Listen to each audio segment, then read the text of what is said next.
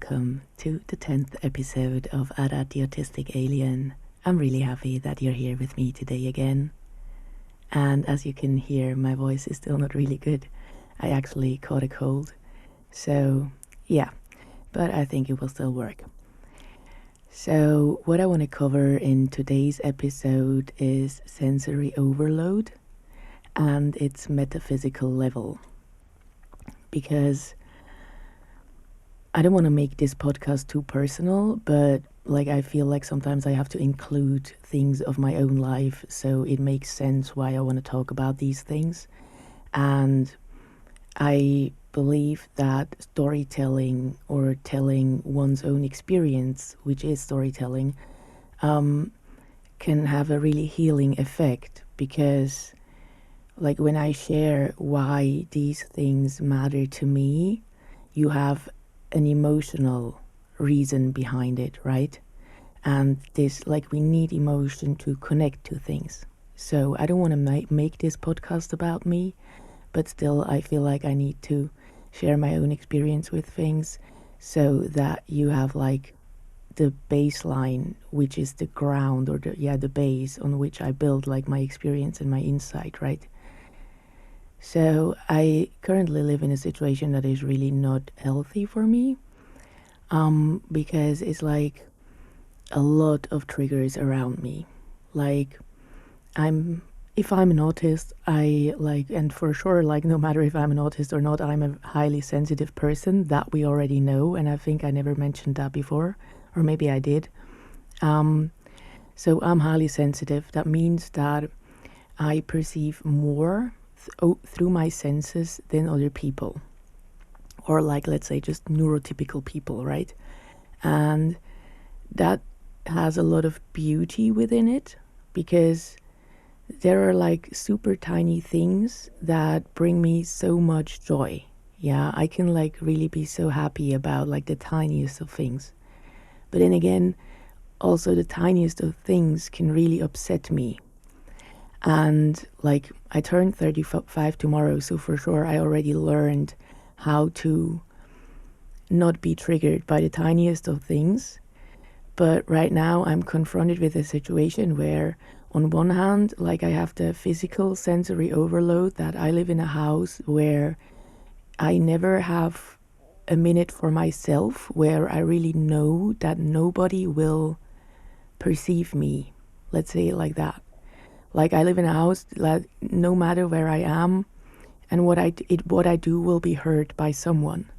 And because the house is never empty, there will always be someone that perceives my actions.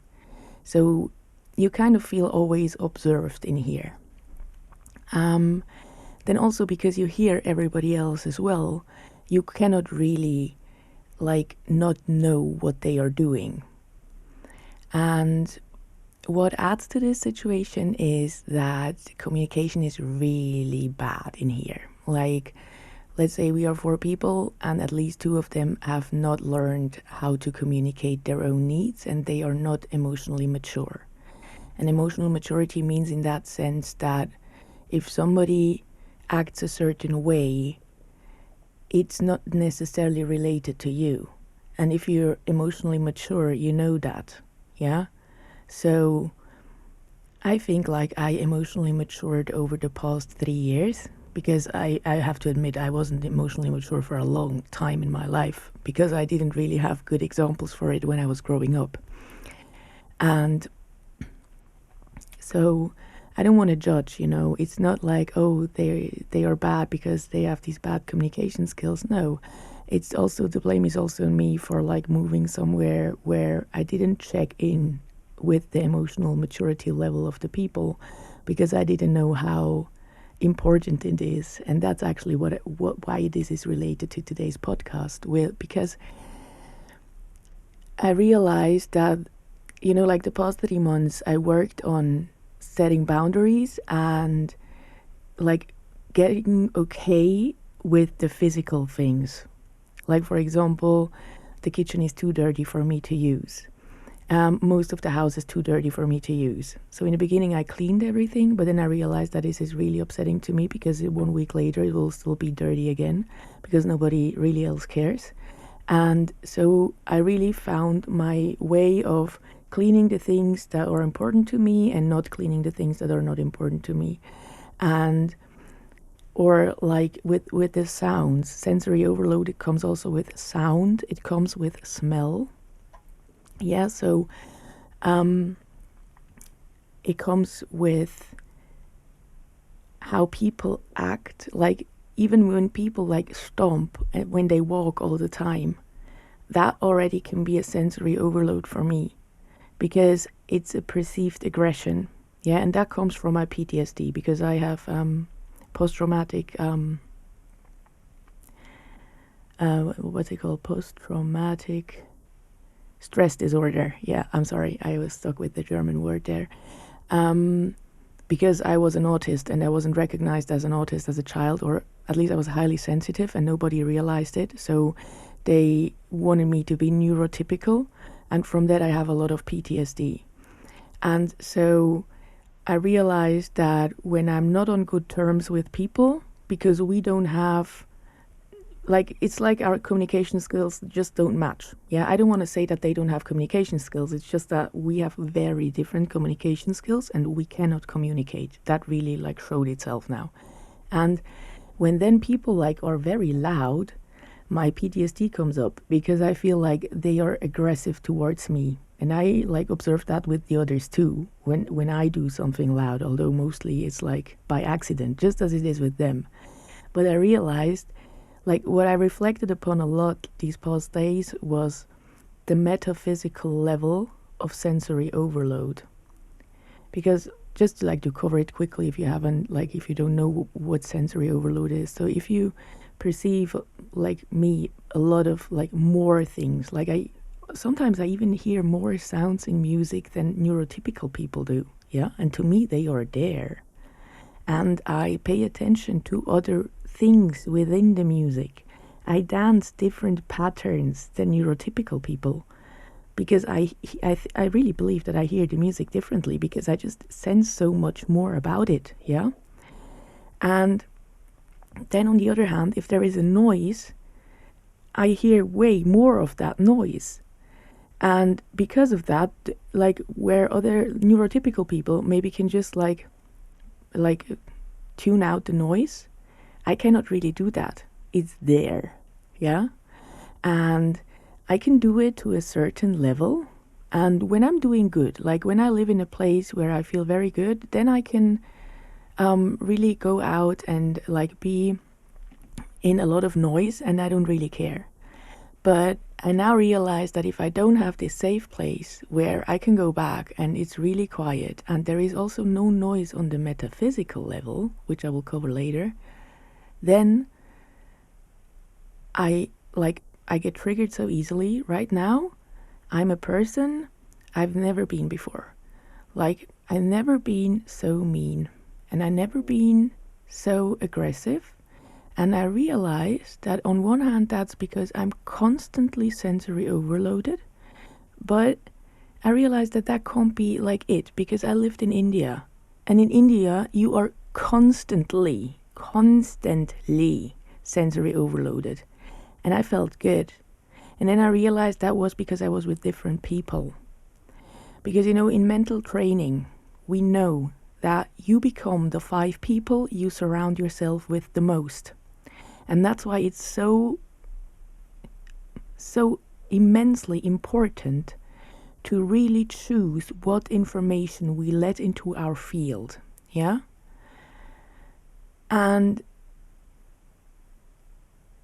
that's what happens right now. Because I understand that the more I'm here and the more I don't have this place where I can just like be in peace and be in my own aura, which is 2 meters around me, and be in my own space without the sensory overload through physical actions from others, like playing loud music, playing the piano, talking very loud in the garden, etc. Or the metaphysical sensory overload, which I now realized comes from their thoughts and their emotions towards me that they project on me, or that are maybe even valid because I don't behave the way they want me to. that is also overload. And I realized that last week when I had like a massive breakdown again where I was screaming like crazy, and I was really surprised by myself because I was like, wow, where did that come from? I know that I have sensory overload all the time at the moment, but I know how to manage it. I take St. John's wort and like other things, like just natural remedies to calm me down and keep me in a calm state. So where did that come from?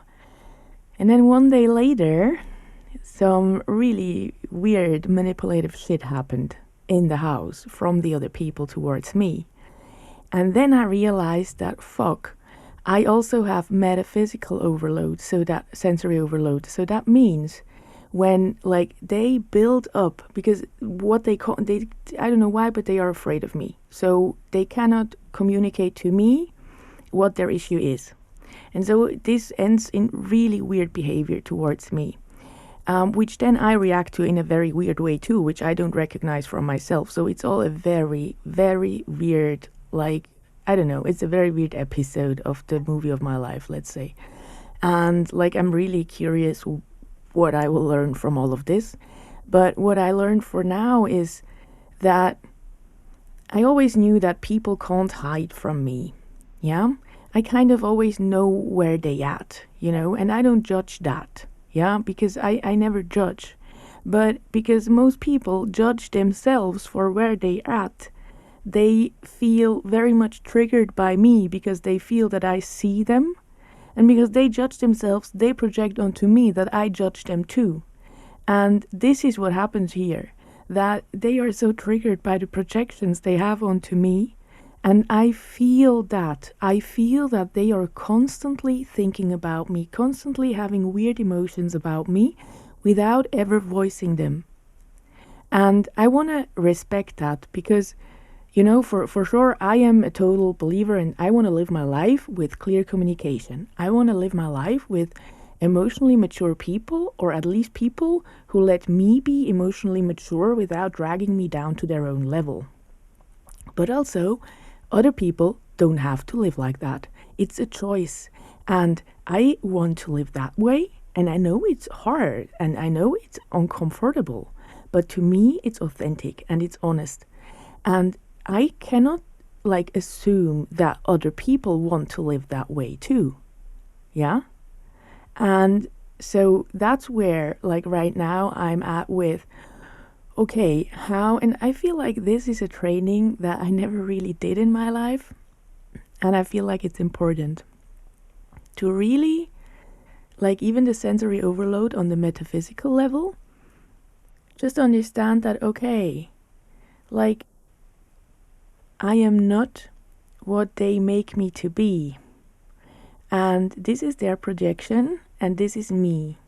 And I still don't want to become reactive, even though that environment I'm in currently is so strong. It's so strong that all my triggers are pushed. Every trigger is pushed. And some behavior also is really, really mean and manipulative. Yeah. And if I could, I would leave immediately. But I can't right now. So I will stay here and I would just dig even deeper into that. Oh, okay. Why am I feeling like that? Okay. It's their fields that they don't own. Yeah. Because, to me, now we go over to magic. I didn't know that this would happen in today's podcast, but let's do it. To me, every human is a magician. Okay? Every human has this innate power of his aura. The innate power of his physical body, the emotional body, the mental body, and the astral body. And like the physical body, all these bodies need to be trained. They need to be nurtured in the right way, and they need to be tended to. Yeah?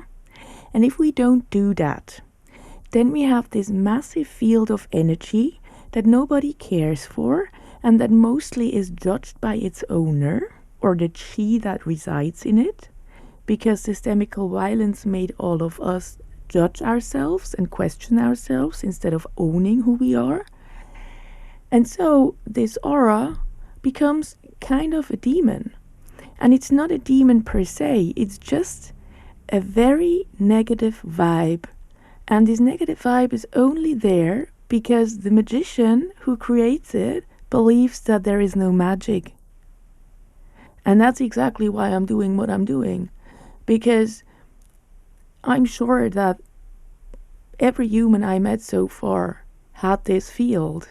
And I could tell on how powerful they were by how much they took care of that field. And now I want to go switch that back to myself. I'm also training my emotional muscle right now because, like, I feel like a lot, like the normal go-to response to anything negative happening on the outside of normal people is to blame it on somebody else. And I did the opposite. Like all my life, I blamed everything on myself. I was 100% responsible for everything that happened to me. Nobody else. Like, I never even gave 1% of the responsibility to systemical violence. I didn't even give 1% of the responsibility to the fact that I am a female. I didn't even give 1% of the responsibility of what happened in my life to people that were narcissistic and just like really crazy and mean towards me. I always took 100% of the responsibility myself. And I really, really harmed myself very deeply with that. And I also harmed others very deeply with that. Because, you know, when I take up 100% of the space of responsibility, what do you have? No space. So I realized that, fuck, that's also wrong. Like both methods are wrong. Yeah, it's like, as I always say, and now I'm internalizing that more in my emotional body, is that everything is 50-50. And the people we have these situations with carry some same vibe within their 50%, and that's why you even come together to release whatever that is. Yeah, it's an invitation to release. Yeah, and that's why I also like the victim mode is very bad. You know, like I don't like whoever wants to feel like the victim, they are absolutely allowed to, because also we have to practice care towards ourselves. Yeah, but it's dangerous to stay there because that's when we disempower ourselves. Like when I become the victim of this, then I give the situation more power. But when I see, okay, what is it that I really can learn from it, from understanding that I don't only have sensory overload on the metaphysical, on the physical level, but also on the metaphysical level. Yeah, when people are constantly talking to me in a monotone, rather cynical voice, that's sensory overload to me. When people do not talk to me about the important stuff, but want to talk to me about, I don't know, weird shit that happened on the internet that I don't give a fuck about, I don't have patience for that. And I just can't deal. It's sensory overload for me because it's unnecessary to even give that energy. Yeah, because I'm really like, and that's very beautiful because now I really realize that, okay, I want to live that way. And in the same moment I realized that very deeply, I also realized that not everybody has to live that way. That it's totally fine to stay in your trauma, to stay in the belief that there is no energy, to stay in the belief that you are healed, to stay in the belief that you are no magician and you have this very fucked up energy field that actually harms others and yourself. And right now I'm really in this place of accepting you are allowed to live like that, and it's not related to me in any way, and there is no better or worse. It's just not mine. And if it's yours, I'm very happy for you that you are happy with that. And that's a very deep thing to me because like I really deeply integrate right now that there is no right or wrong way to do it. but my way to do it is right for me. And I have the right to really do things the way I want them to be. Yeah? And although that might be lonely at times, for me it's the right thing to do.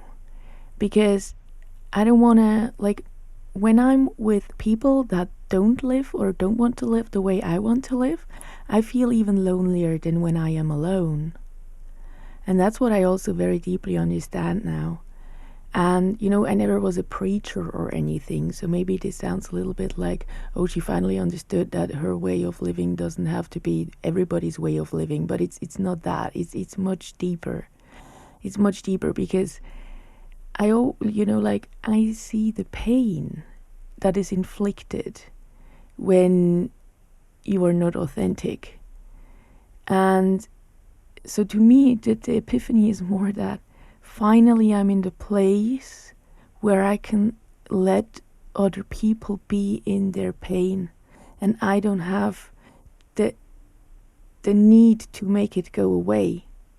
So for me, it's rather like a sign of being healed, that although I feel you and although I know you suffer, it's your decision to stay there, and it's not related to me in any way. But also it doesn't mean that I should not proceed on my path, because that's, I think, like when I was still very much in that pain mode,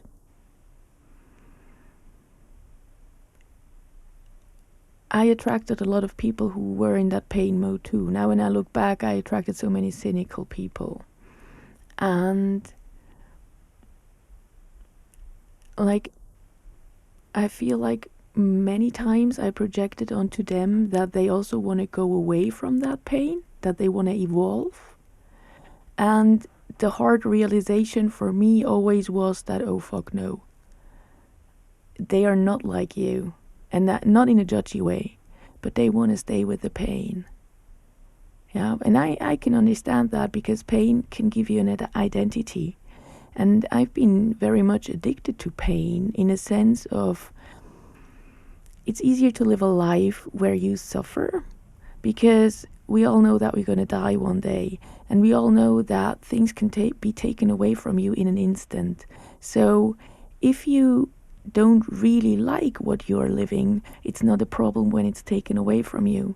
But if you strive to make your life worth living, then in the end you will have something that you will have to let go of, that you maybe really admire. And so, I feel like I never had the balls to do that.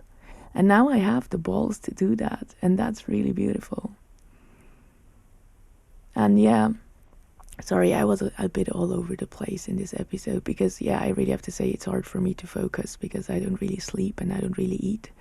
So, but yeah, I'm really happy that I can still proceed with the podcast, and I'm really happy that my diagnosis will start in end of June.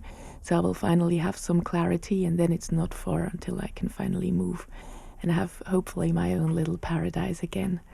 So yeah, where there will not be so much overload.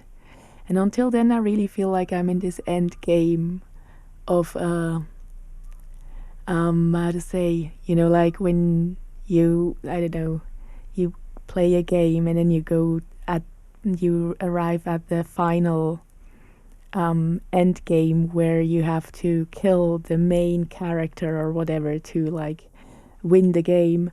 And I feel like that's what I'm doing right now, to really just like stay with my own 50% of responsibility and always stay in a space of observation and non-judgment, and in a place of love towards myself and others. And yeah, so it's really crazy, because I feel like I've never been this bad in my life, but then on the other hand, I've never been this good in my life, because I know how to handle it, and I know what to do. Like, I called on all my friends to send me good vibes, so I'm not exposed to only the bad vibes. And so yeah, there is a lot you can do. And yeah, I really feel that's also because I just trained all the muscles. So whenever you, I don't know, I don't do a lot of sports. I really like to swim, but that's about it.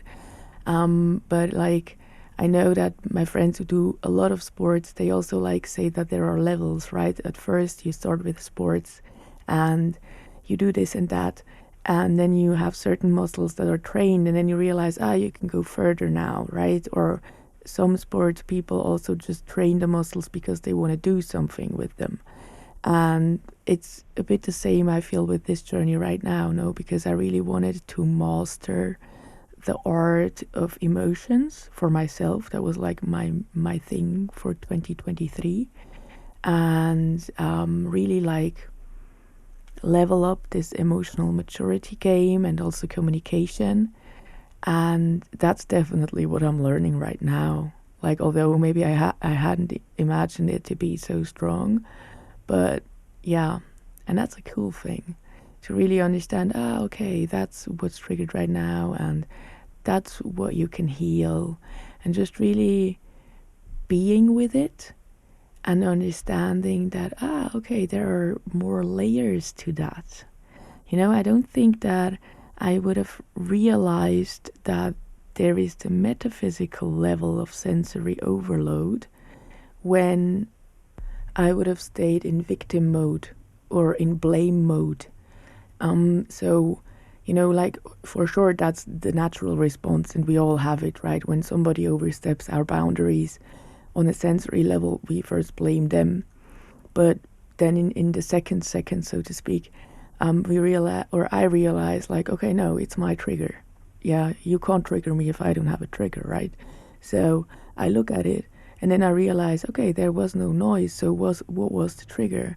And so I feel like this being in observer mode really also helps to understand more and deeper levels of a situation, so we can really dissolve all the different aspects of this one trauma that we have, or that one belief that we have, or that one misconception that we have trained into our brains as a kid.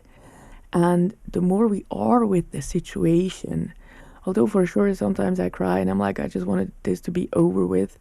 But then I realize again, it will be over in the exact second that it taught me everything I needed to learn. And it will be hard and strong as long as it needs to be hard and strong.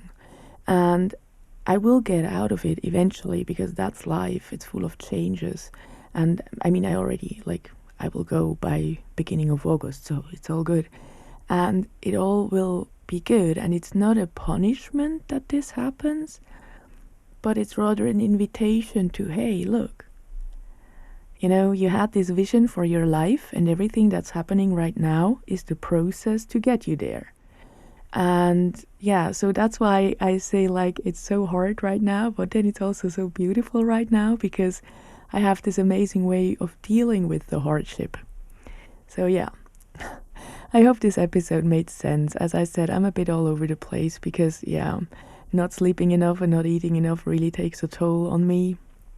But then again, yeah, I really hope you enjoyed it. And yeah, I wish you a lovely, lovely weekend ahead. And I hope to hear you again in a week. Take care, and I send you much, much love. Bye bye.